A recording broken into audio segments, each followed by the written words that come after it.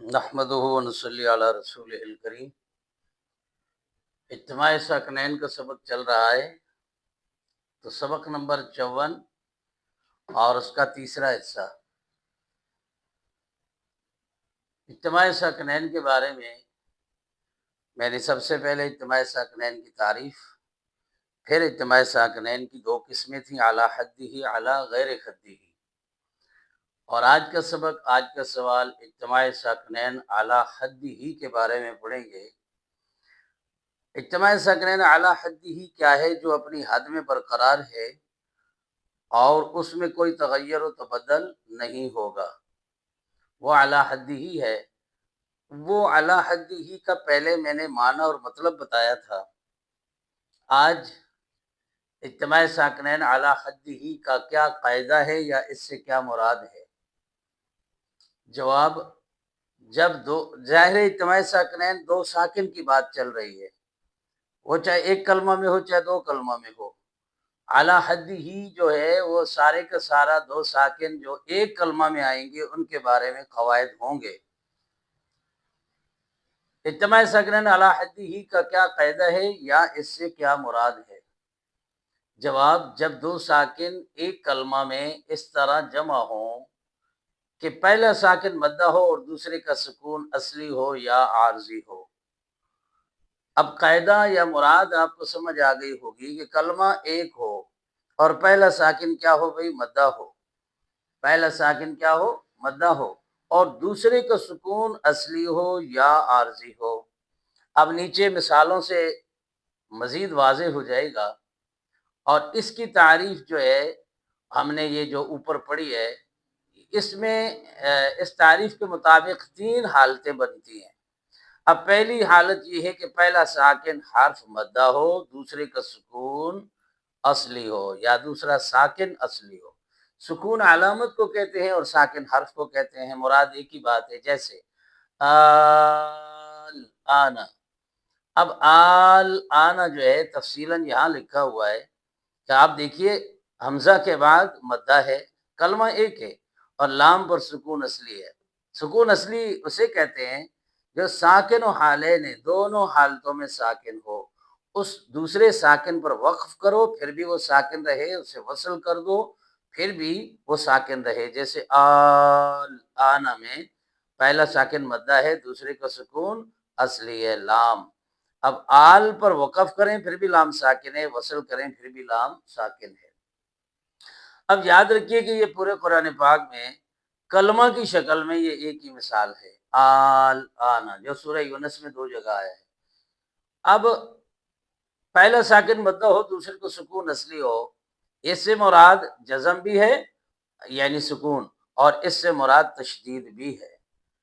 اب آپ نے صرف کے اندر تشدید کی تعریف پڑھی ہے کہ یعنی پہلا ساکن ہو دوسرا متحرک ہو، دونوں کو ایک ساتھ مشدد ادا کریں۔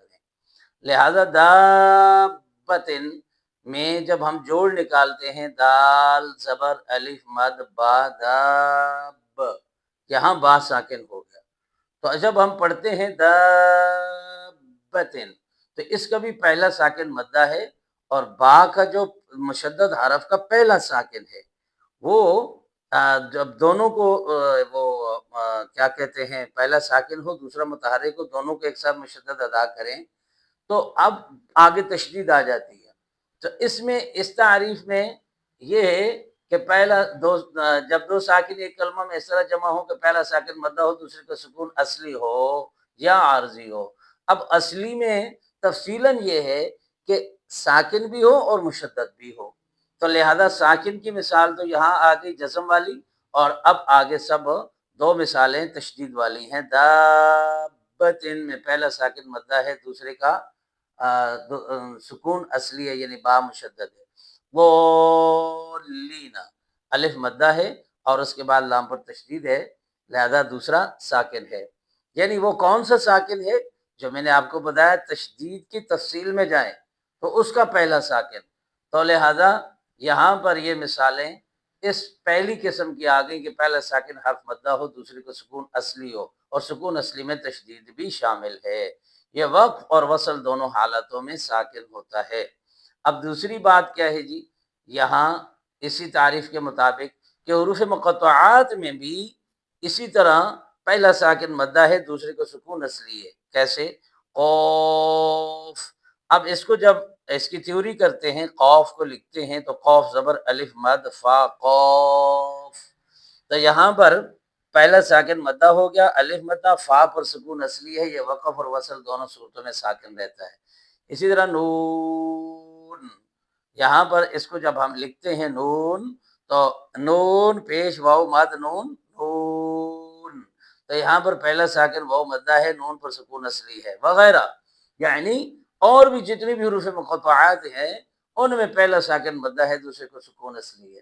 لیکن یاد رکھ لیے کہ کاف میں، کاف ہا یا عین صاد، اس میں کاف اور صاد یہ تو اجتماع ساکنین اعلیٰ حدی ہی بنتے ہیں کہ کاف کو لکھو تو کاف الف فا ہوتا ہے، اس کاف میں پہلا ساکن الف مدہ ہے، فا پر سکون اصلی ہے، اور یہ صاد اس میں بھی پہلا ساکن الف مدہ ہے، دال پر سکون اصلی ہے، مگر عین جو اس کے اندر آتا ہے وہ اجتماع ساکنین اعلیٰ حدی ہی کی تعریف میں نہیں آتا، گو عین حرف ایک ہی ہے، یعنی کلمہ کی صورت میں بھی اور حروف مقطعات کی صورت میں بھی دونوں مثالیں چل رہی ہیں۔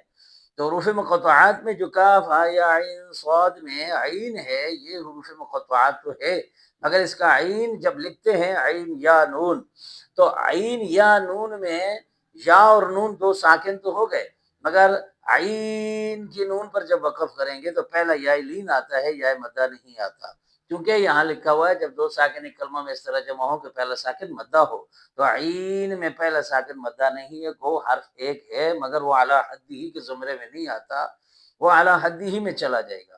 اسی طرح پہلا ساکن، تیسری بات، پہلا ساکن مدہ ہو اور دوسرے کا سکون عارضی ہو، یہاں تک اصلی بات تھی اور یہاں عارضی بات ہے، جیسے یعلمون، اب دیکھیے یعلمون میں پہلا ساکن مدہ ہے، دوسرے کو سکون عارضی ہے، نون والا، اور یہ یاد رکھیے کہ یہ جتنے بھی وقف کی صورت میں ہم ان کلموں میں وقف کریں گے تو وقف کی صورت میں تو اجتماع ساکنین بنے گا، مگر وصل کی صورت میں نہیں بنے گا، کیونکہ اس کا دوسرا جو سکون ہم نے وقف میں کیا ہے تو جب وصل میں کریں گے تو اسے حرکت دے کے پڑھیں گے۔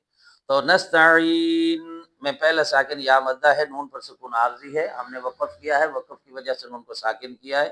الرحمن، مان میں کھڑی زبر میں الف مدہ ہے، نون پر سکون عارضی ہے، اجتماع ساکنین اعلیٰ حدی ہی ہو گیا۔ اب اسی طرح والفجر، یہاں جیم اور را دو ساکن ہیں، وہ اجتماع ساکنین اعلیٰ حدی ہی نہیں بنتا ہے، اس لیے کہ والفجر میں جیم اور را میں پہلا جیم ہے، نہ مدہ ہے، یہ یاد رکھ لیے۔ اسی طرح والعصر میں پہلا ساکن صاد ہے، مدہ نہیں ہے، لہذا وہ بھی اجتماع ساکنین اعلیٰ حدی ہی نہیں ہوگا، وہ اعلیٰ غیر حدی میں چلا جائے گا۔ جیسے عین میں نے پہلے بتایا کہ اس میں پہلا ساکن مدہ نہیں ہے، پہلا ساکن لین ہے، یا لین ہے، اس لیے وہ بھی اجتماع ساکنین اعلیٰ غیر حدی میں چلا جائے گا، اعلیٰ حدی نہیں ہوگا۔ یہ وقف میں ہوتا ہے، یعنی یہ نستعین، الرحمن، یعلمون، ترجعون، آمنون، یہ جتنے بھی الفاظ میں بول رہا ہوں ان سب کا پہلا ساکن مدہ ہے، دوسرے کو سکون عارضی ہے، یہ وقف کی صورت میں ہوتے ہیں، وصل میں نہیں ہوتا۔ حکم اس کا یہ ہے کہ مطلقاً جائز ہے، یہ جتنے بھی اعلیٰ حدی ہی کی باتیں ہم نے آپ کو بتائی ہیں، یہ مطلب اس کا اجتماع ساکنین اعلیٰ حدی ہی کا حکم کیا ہے؟ جائز ہے۔ لہذا یہ جتنی بھی باتیں حضرات آپ کو بتائی ہیں آپ کا التماس سے غور سے سنیں، اور یہ تو مثالیں ہیں، ان جیسی ہزاروں سینکڑوں مثالیں ہیں قرآن پاک میں جو اجتماع ساکنین اعلیٰ حدی ہی ہوگا، تو اعلیٰ حدی ہی یہ ساری باتیں ہم نے آپ کو بتا دیں، اور اس کے بعد بھی اور مزید اس کی باتیں چلیں گی۔ اللہ تعالی ہمیں صحیح طور پر سمجھنا نصیب فرمائے، وما علینا الا البلاغ۔